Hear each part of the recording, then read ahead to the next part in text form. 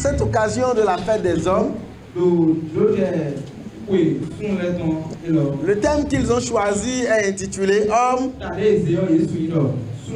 Père et époux à l'image de Jésus Christ. À l'image de Christ. Et nous avons lu les textes de Éphésiens chapitre 5, verset 43 et 6, verset 4. Bien-aimés dans le Seigneur, nous tous ici, sans exception, enfants, nous avons toujours souhaité avoir un bon père. Et tous les enfants ici présents, je peux vous le dire, sont aussi dans ce processus-là d'aspirer à avoir un bon père.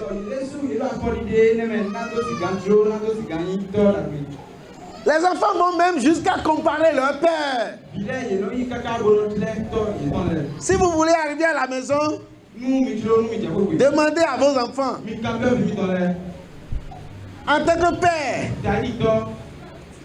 à qui voudrais-tu que je ressemble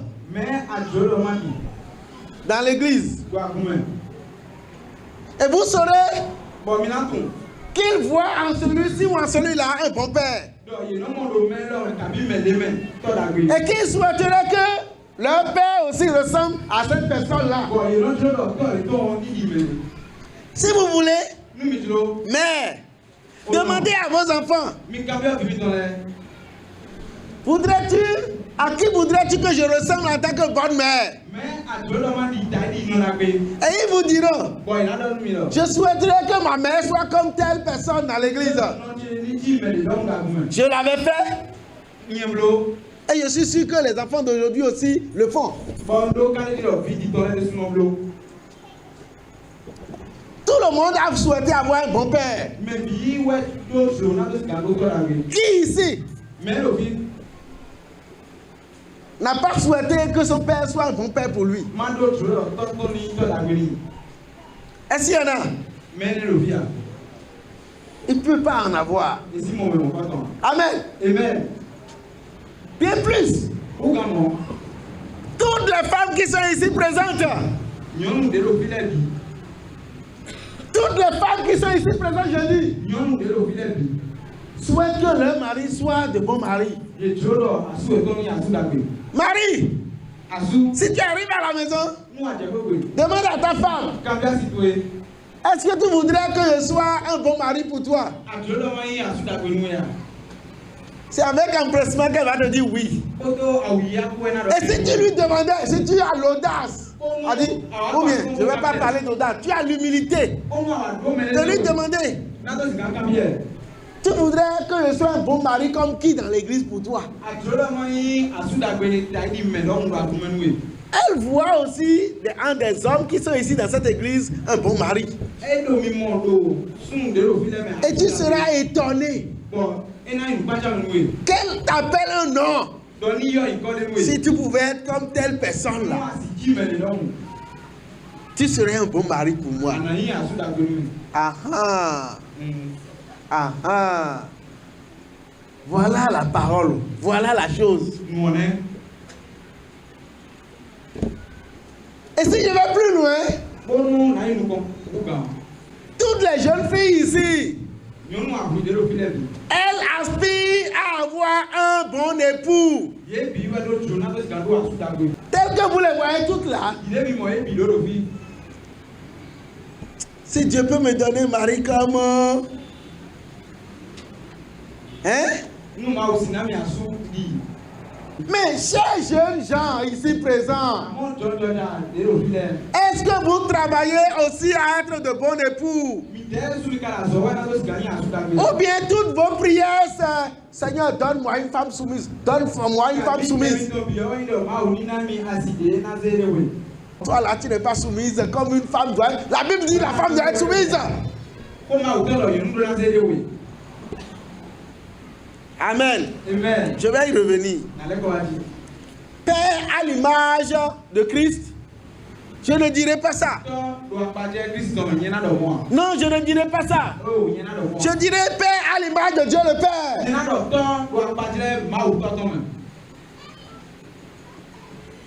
Homme, Père à l'image de Dieu le Père. Dieu le Père, il est un bon, il est bon. Et lorsque nous parlons de l'homme à l'image du Père, c'est qu'on lui demande d'être bon. Bon. Sois bon. Tout le monde aime les gens qui sont bons. Les gens qui font preuve de bonté. Père, tu es appelé à être bon. Comme notre Père est bon. Dans sa bonté, apparaît des choses. Par exemple, la Bible dit, Dieu a tant aimé le monde. Pour pouvoir aimer le monde si tant, il était d'abord une bonne personne. Il est bon. C'est parce qu'il est rempli de bonté. Il est un Père bon qu'il peut aimer. Et si t'as aimé jusqu'à offrir ce qu'il a de plus précieux.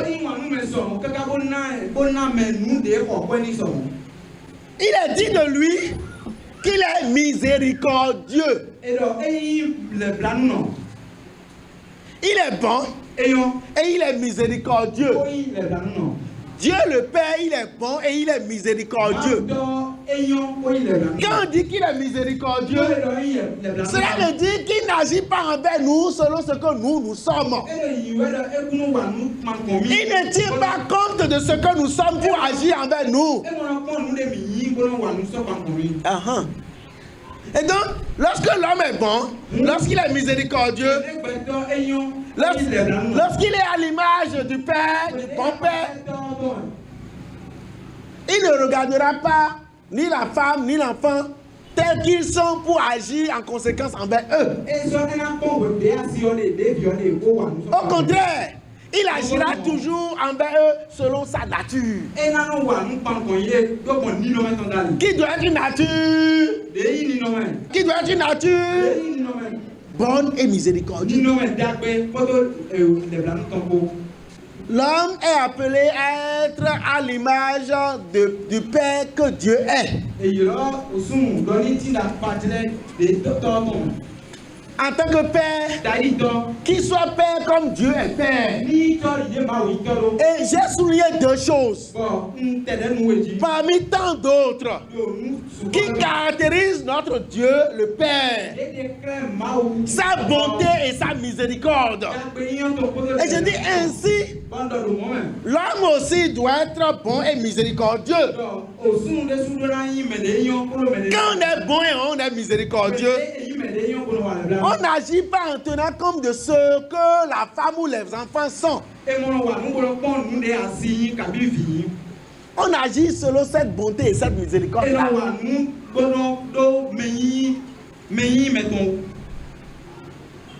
Amen. Oui, il faut faire beaucoup attention. La Bible est claire. Ce que nous faisons là sont les fruits qui émanent de nous. Quand une maison est une bonne maison, non, quand un arbre est un bon arbre, il ne produit que de bons fruits.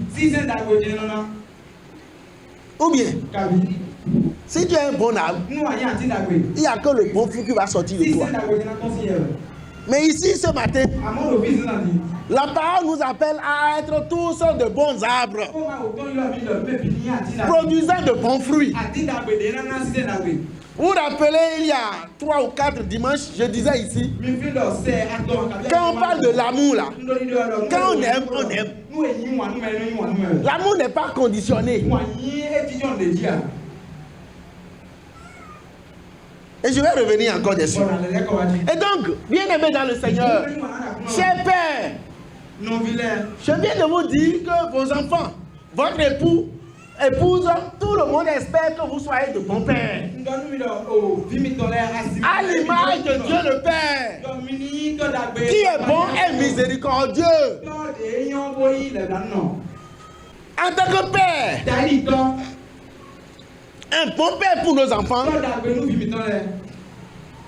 quand vous êtes un bon père pour les enfants, les enfants sont épanouis. Et ils sont fiers de leurs parents. Et ils sont fiers de leur père. Père, tes enfants sont-ils fiers de toi?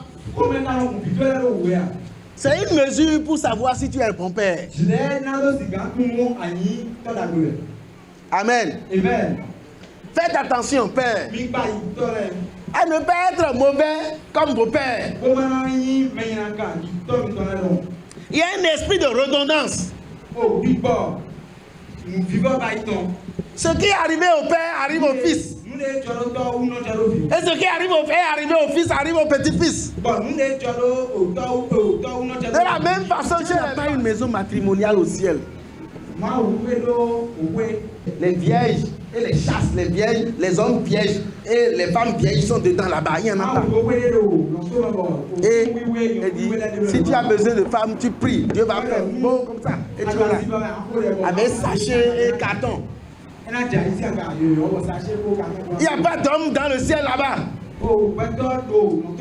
Et quand tu as femme, tu commences par prier, Seigneur, donne-moi mon mari. Un mari que tu as déjà préparé. Bien ensaché dans son carton. Et tu vas tomber comme ça par DHL. Il n'y en a pas.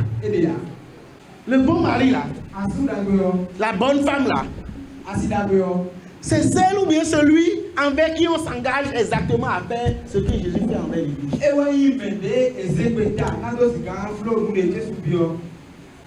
Si vous poursuivez la bonne personne, non, vous voulez la bonne personne, vous cherchez la bonne personne. Ça là, c'est pas bon. Ça là, c'est pas bon.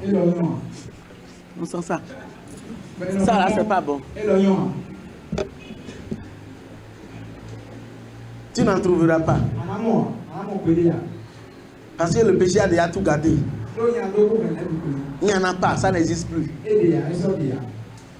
Cette personne que tu as dû laisser là maintenant, sous prétexte qu'elle n'est pas bonne, c'est parce que toi-même tu n'es pas bon. Vous qui allez de personne en personne, vous tournez les pages. Et vous cherchez, vous allez tourner toutes les pages de la Bible. Vous n'en trouverez pas. Prenez ce que vous avez. Et le Seigneur va vous bénir. C'est ce que nous-mêmes nous avons fait.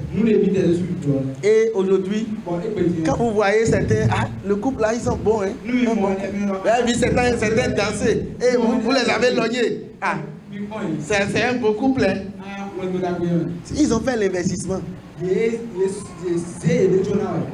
Ils ont fait ce que j'ai dit là. Et donc, si tu es prêt à le faire, bientôt toi aussi tu as de bonnes choses. Que le Seigneur vous bénisse. Chers hommes.